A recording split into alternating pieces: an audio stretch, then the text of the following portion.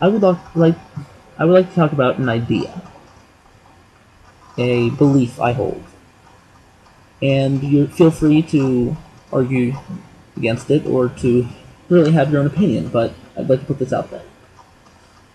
I'll start it off with a quote that I think really helps tie it all together. No matter the man, we all wear masks, whether it be over our faces or over our hearts. This quote is from a character in a video game series. Well, I don't play many video games. I love this one. It's called Phoenix Wright. It's a courtroom slash detective drama. How this relates is sometimes our actions are done out of hate or out of ignorance. And they don't necessarily represent what is in our hearts. By masking our imperfections, we can stand for something greater, an ideal. For example, Martin Luther King Jr. One of the most influential men, important men in American history, in really world history, but especially American history. Civil rights leader, really helped shape this country, change everything, inspired so many people. But what people really don't focus on, don't bring up as much, is the fact that he did plagiarize many of his more important and famous speeches. And really, that's a good thing. Not to hide the fact that he wasn't perfect. No one's perfect. I think I went over perfection in the previous speech. But it could, especially at the time, I'm sure people knew even back then he was plagiarizing some of the speeches. But that could, if that had been brought to light, let's imagine that for a second. He's giving influential speeches trying to change the way America was run and the way the black people were viewed, trying to bring equality between blacks and whites, like there should be.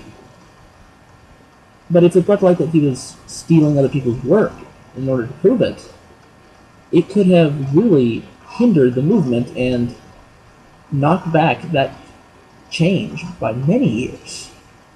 Because without Martin Luther King Jr.,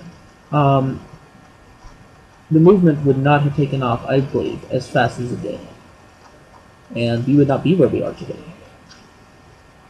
By ignoring that, or really not focusing on that, it allowed change to occur. Another good example is, now, if you haven't seen Batman the Dark Knight, not Dark Knight Rises, the second one, I would skip the next minute or so of the speech because I don't want to ruin anything. But it is a very good movie. But Harvey Dent in there is a district attorney, right? Fighting for bringing justice to the streets, taking down criminals.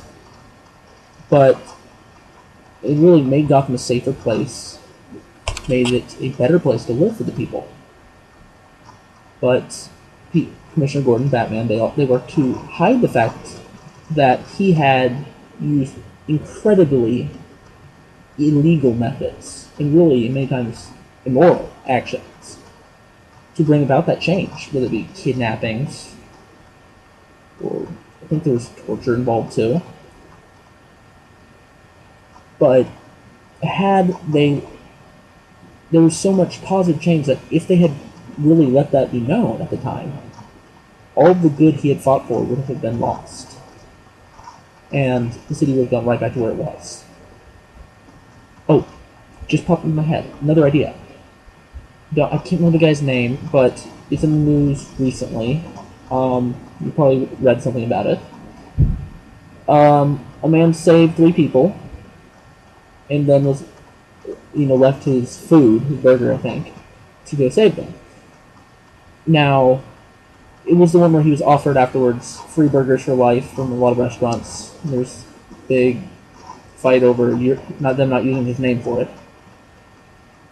Regardless, a lot of the comments on those sites, the news sites, if you notice, focus on the fact that he has a criminal record. And that's another thing.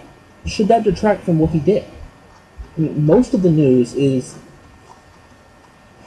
incredibly negative. I'm not saying that we should only have these light fluff pieces, per se, but I think it's harder for people to really try to change the world if all they ever see are the negative things happening in the world, which is really, whenever the news isn't talking about celebrities or celebrity gossip, it's pretty much just negative things that happen. People that die, murders, rape. I mean, it's really never positive. And I think this world would be, I think people would be more likely to fight for change if they saw that glimmer of hope.